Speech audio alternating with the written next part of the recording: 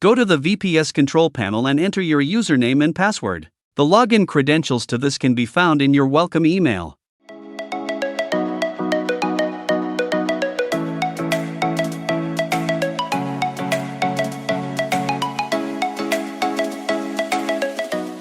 Click My Account at the top of your home screen.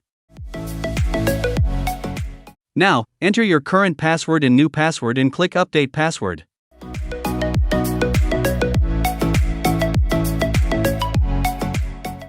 You are done and have now updated the password to access the RackNerd VPS Control Panel or SolusVM.